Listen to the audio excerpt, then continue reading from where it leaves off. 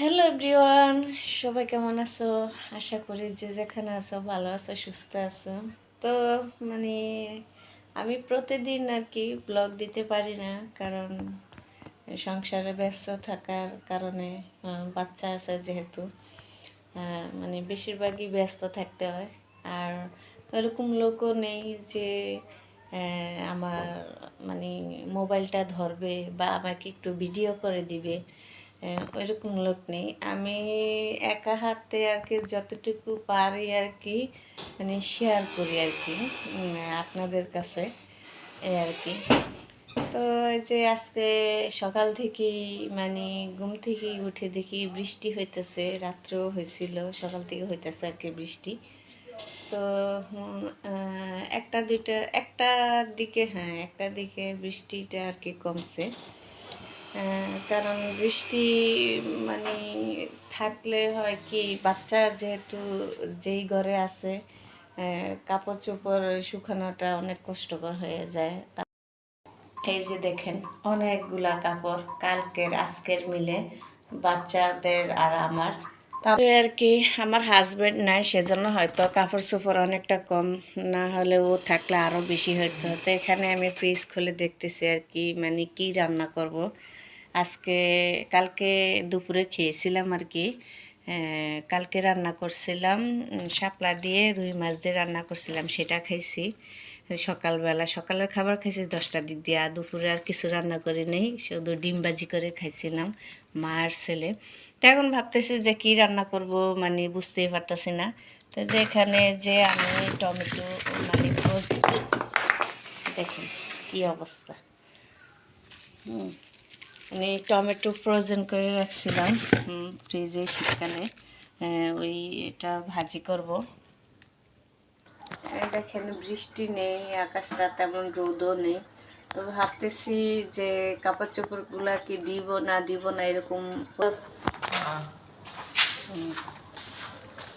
তো বৃষ্টি মানে ভাবতেছি আর কি কাপড় চোপড়গুলা দিলে যদি হয়তো আবার বৃষ্টি আসে, সেজন্য।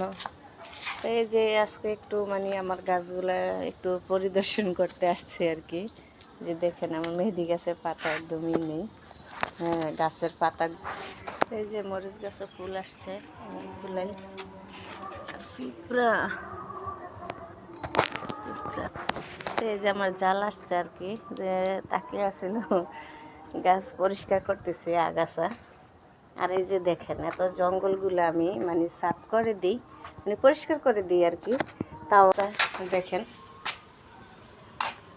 এই যে দেখেন ধনে গাছ পাতা আসছে যেটা, ওই যে দেখেন যেটার মধ্যে অনেকগুলো আর কি এই যে ধনে পাতা। এই যে এখানে আর কি ঘরের পিছনের দিকটা বেগুন গাছের চারা লাগিয়েছিলাম আর কি। আমার পেঁপে গাছে দেখেন কত বড় বড় পেঁপে, দেখেন কি একটা অবস্থা। এই যে বেগুন, ওই যে দেখতে পারতেছেন বিল্ডিং, এগুলা হলো সোয়েটার গার্মেন্টস।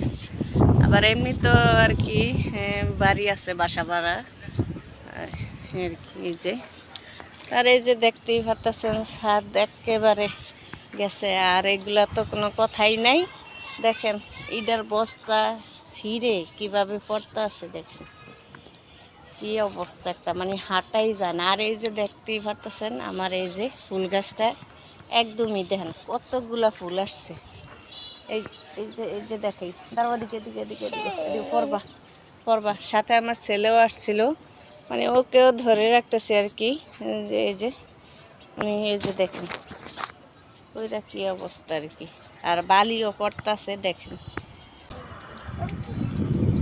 ওই যে দেখতে পারতেছেন দূর দূর, ওইটা হলো মানে মেন রাস্তায় আর কি।